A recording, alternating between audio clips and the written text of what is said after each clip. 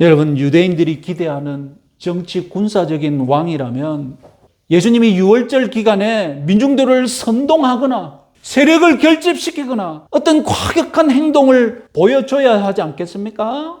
예수님이 예루살렘 성에 입성하시면서 처음으로 하신 행보가 뭡니까? 성전에서 상인들을 척결한 것입니다. 요한복음 보면 채찍 같은 것을 휘둘렀다 하기도 그렇게 해요. 얼마나 과격한 행보입니까? 사람들이 착각해 하겠죠. 우와, 우리가 기대하던 메시아다. 그러나 여러분, 예수님의 과격한 행동, 누구를 향한 것이었습니까? 로마 사람들을 향한 것이었습니까? 아니죠. 유대인들을 향한 행동이었습니다. 유대 종교 지도자들을 향한 행동이었습니다. 그렇게 과격하게 막 휘둘러 놓고 그러면 우리가 앞으로 가자 하고 유대 민중들을 선동했습니까? 다 어질러 놓고 그냥 사라져 버리셨어요. 어디로 가셨겠습니까? 얼마나 허무합니까? 혁명을 기대했다면 얼마나 긴 빠지는 행동입니까? 어디 갔어? 성전 이렇게 만들어 놓고 어디 갔어? 베단으로 돌아가 버리셨어요. 둘째 날은 온종일 앉아서 설교만 하셨습니다. 설교를 했다면 그냥 말로 어떤 선전을 할 수 있잖아요. 선동할 수 있잖아요. 자극적인 말로 막. 그런데 로마를 향하여서는 별로 말한 것도 없어. 기록된 거 보면 전부 유대 지도자들을 공격하고 전부 유대인 너희들 신앙생활 잘못했다고, 심지어는 예루살렘이 멸망할 거래. 그런 설교까지 하셨다니까요. 이 완전히 유대 민족에게는 반역에 가까운 가르침이죠. 지금 설교를 하더라도 유대 민족이 일어날 것이라고 설교하고 막 예루살렘이 온 사방에 빛을 발할 것이라고 그렇게 설교하면 유대 민중들이 들끓어 오르질 건데, 진짜 하는 말이 이 예루살렘 무너진다. 그때 너희들 조심해라. 빨리 도망가라. 그런 식으로 설교를 하니 유대 민중들의 기가 상하는 거죠. 무슨 저런 지도자가 다 있냐고. 전 메시아 맞냐고. 셋째 날에 예수님은 뭐 하셨겠습니까?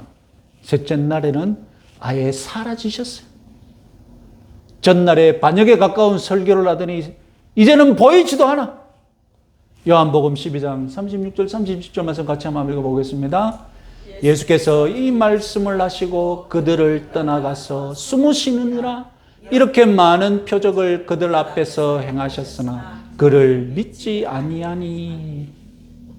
3일 전만 해도 호산나 우리를 구원하소서 이렇게 열광했던 유대 민중들이 3일을 예수님과 딱 지내보니까 이제 간파한 거예요. 어떻게 됐습니까? 예수를 믿지 아니하니라. 예수님은 유대 민중들이 원하던 그런 왕이 아니었기 때문입니다. 종려가지를 흔들면서 환호하던 예루살렘 사람들이 어떻게 5일 후에 금요일에 저놈을 십자가에 못 박혀 죽으라고 막 선동할 수 있습니까? 5일 사이에 무슨 일이 일어난 겁니까? 어떻게 이렇게 순식간에 민심이 돌변했겠습니까? 예수님은 끊임없이 유대인들이 믿고 있던 메시아 환상을 깨트리셨던 겁니다. 그래서 돌변한 민심에게 예수님보다는 바라바가 더 필요했던 겁니다. 바라바라는 그 과격한 인물이 유대 독립에 더 필요했기 때문에 예수를 버리고 바라바를 선택한 것이죠. 유대 민중들이 믿고 기대했던 메시아의 언행과 예수님이 예루살렘에서 들어와서 보여줬던 언행, 극과 극의 차이. 그래서 이들은 5일 만에 모든 걸 다 포기하고 바라바를 선택했던 것입니다. 자, 요한복음의 마지막 특징, 나귀 예언 그 자체가 아니라 제자들이 예수님이 영광을 얻으신 후에야 나귀 타신 이유를 깨달았다라고 굳이 밝혀놓는 것입니다. 공간복음이 나귀에 주목한다면 요한복음은 무엇에 주목한다고요? 제자들이 나중에 깨달은 것도 주목하고 있다는 겁니다. 자, 먼저 영광을 얻으신 후에야 무슨 뜻입니까? 예루살렘에 입성하신 후에 예수님이 이렇게 말씀하십니다. 12장 23절 24절 같이 한번 읽어보겠습니다. 예수께서 대답하여 이르시되 인자가 영광을 얻을 때가 왔도다. 내가 진실로 진실로 너희에게 이르노니 한 알의 밀이 땅에 떨어져 죽지 아니하면 한 알 그대로 있고 죽으면 많은 열매를 맺느니라. 요한복음에서 예수님이 영광을 얻는다는 뜻, 이제 여러분 눈치채셨습니까? 십자가에서 죽으신 후에 부활하시는 과정을 뜻하는 것입니다. 예수님이 영광을 얻기 전에, 그 전에는 제자들이 낙이 타신 의미를 몰랐는데 영광을 얻으신 후에야, 십자가에서 죽으시고 부활하신 후에야 그 의미를 깨달았다는 겁니다. 제자를 포함한 모든 유대인들이 생각하는 영광, 그리고 예수님이 생각하는 영광, 완전히 극과 극이죠. 제자들과 유대인들이 생각하는 영광은 종려나무 가지와 연결이 되어 있죠. 예수님이 생각하는 영광은 무엇과 연결되어 있습니까? 나귀와 영광이 되어 있는 거예요.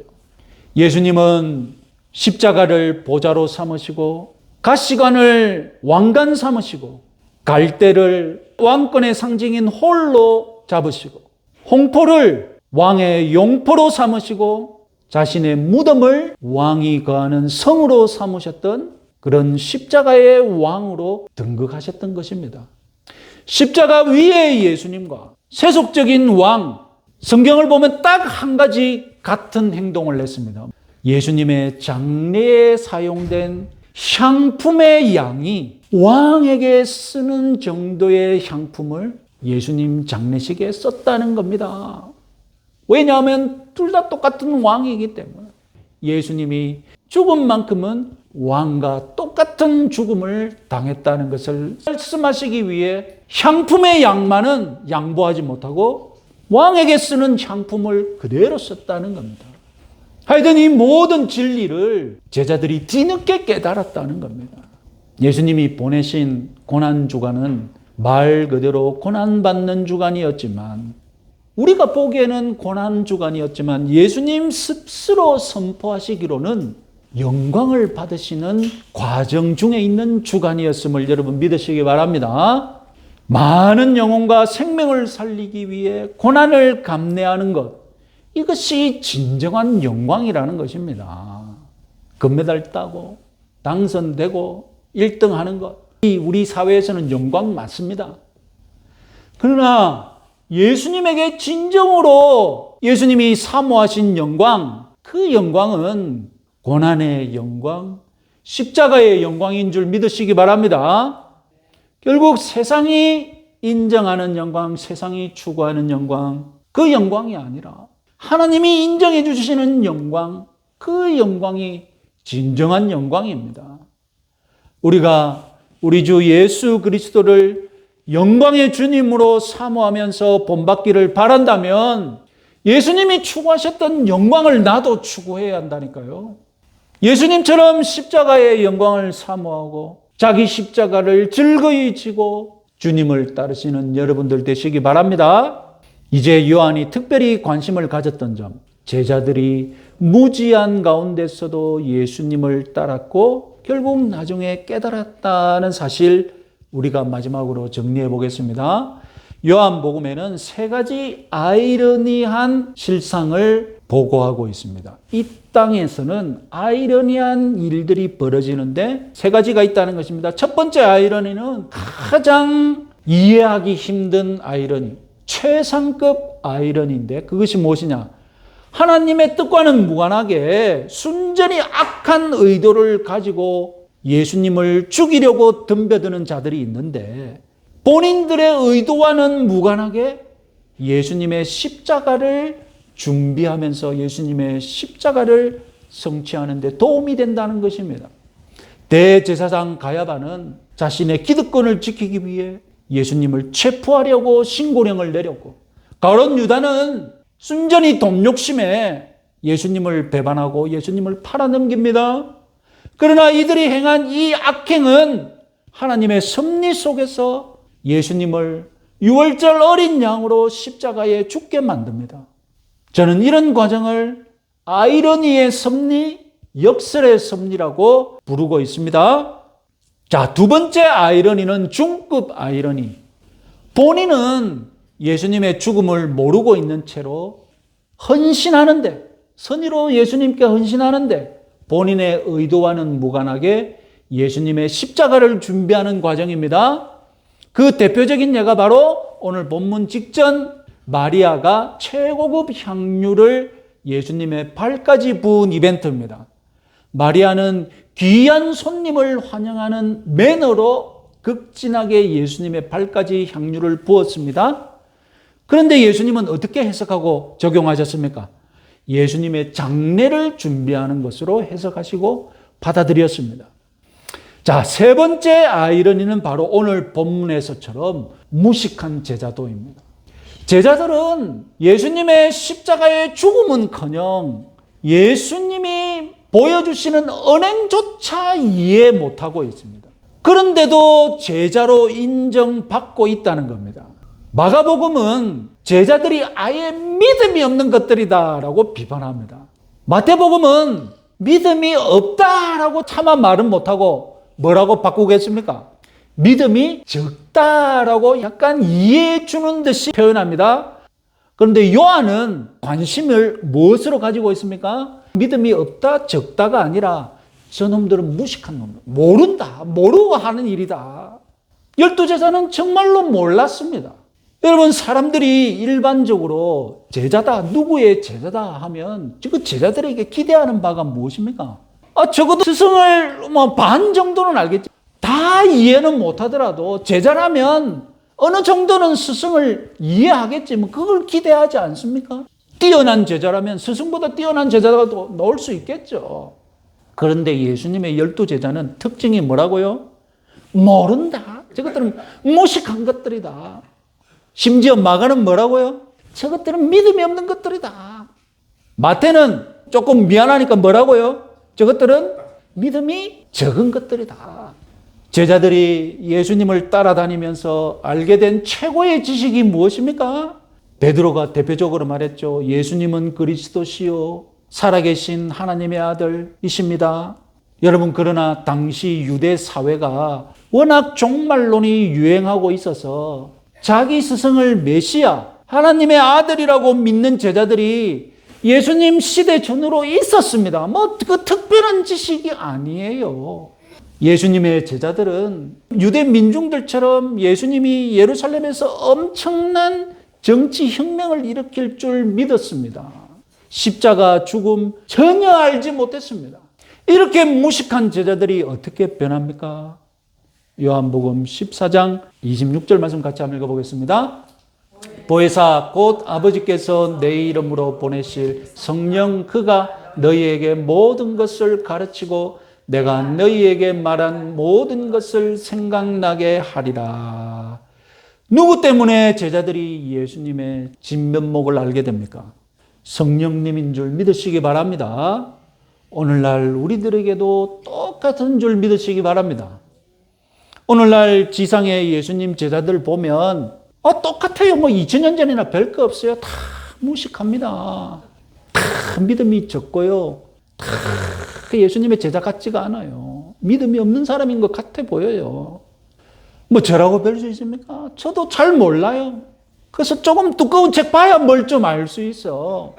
오늘 제가 많이 아는 것처럼 설교하지만 다 어디서 놓은 겁니까? 저 뒤에 있는 이런 두꺼운 책들 봐야 여러분들한테 이런 말을 한다니까.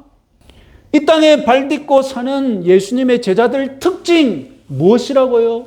무식하고 믿음이 적고 어떤 때는 믿음이 없는 것처럼 보인다는 거예요. 아이러니하게도 감사한 면이 있죠. 이게 또 아이러니예요. 여러분 생각해 보십시오. 만약에 이 땅에 사는 성도들이 많이 알고 있는 순서로, 지식이 많은 순서로 제자의 수준, 믿음의 수준, 구원의 수준이 결정된다면 어떤 일이 벌어지겠습니까? 수많은 사람들이 제자 되기 어려워요. 똑똑한 사람들, 지식이 많은 사람들, 암기 잘하는 사람들만 예수님의 제자 되고 수제자 되고 장로 되고 목사 되는 거예요. 얼마나 감사한 일입니까? 우리가 무식해도 주님은 우리를 기꺼이 제자로 받아주시고 제자로 인정해 주신다니까요. 이미 예수님이 2000년 전부터 적용해온 원칙입니다. 바람직한 것은 어떤 모습입니까? 이상향적인 모습은 우리가 주님에 대해 많이 아는 제자, 진짜로 깊이 아는 제자가 되는 것이죠. 그것은 여러분 이상향적인 모습이고, 이 땅에서는 무식한 우리를 제자로 받아주시고 인정해 주시는 거죠. 예수님의 비전이 무엇입니까? 우리가 주님을 깊이 아는 제자로 변화될 것으로 기대하시고, 그리고 또 마지막 때에 그런 모습으로 우리가 다 변화될 것으로 믿고 지금 우리들의 무식함을 참아주시는 것이죠. 성령과 친밀하고 성령에 충만한 그리스도인이 되어야 되는 이유 다름 아니라 우리가 주님을 더 깊이 아는 제자가 되기 위함인 줄 여러분 확신하시기 바랍니다. 요한계시록 7장 9절 말씀 같이 한번 읽어보겠습니다. 이일 후에 내가 보니 각 나라와 족속과 백성과 방언에서 아무도 능히 셀 수 없는 큰 무리가 나와 흰옷을 입고 손에 종려가지를 들고 보좌 앞과 어린 양 앞에 서서. 여러분, 이 환상이 상징적인 것을 유념하시기 바랍니다. 이 환상은 실현되기가 불가능합니다. 왜 그럴까요? 물질적으로 이 환상은 실현되기가 불가능해요. 왜 그럴까요? 흰옷은 공장이 많아서 흰옷을 만들고 다 돌리면 수많은 셀 수 없는 무리들이 입을 흰옷을 만들 수는 있다고 치자. 예? 그런데 종려나무 가지를 생각해 보십시오. 종려나무 수많은 백성들이 들 종려나무 가지가 없어요. 종려나무 가지 씨가 다 마른다니까 셀 수 없는 무리를 어떻게 종려나무 가지를 다 흔들고 나와요. 이것은 상징적인 환상이죠. 물리적으로 실현될 환상이 아니라 상징적인 환상입니다. 무슨 환상입니까? 무엇을 우리들에게 가르칩니까? 2000년 전 착각 속에서 수많은 유대 민중이 예수님을 향해 종려나무 가지를 흔들었다면 종말의 때에는 우리 모두가 온전한 지식을 갖고 예수 그리스도가 어떤 분인지 깊이 깨닫고 사랑하고 온전한 마음을 가지고 승리의 주를 환영한다는 것입니다. 온 세상에 예수 그리스도의 승리가 충만한 그때 우리 모두는 온전한 지식을 갖고 예수 그리스도를 향해 상징적으로 종려나무 가지를 흔드실 줄 믿으시기 바랍니다. 이번 고난주간도 지난 주간보다 좀 더 깊이 주님을 알아가는 그런 시간 보내시기 바랍니다. 성령 충만한 고난주간 보내시는 저와 여러분들 되시기 바랍니다.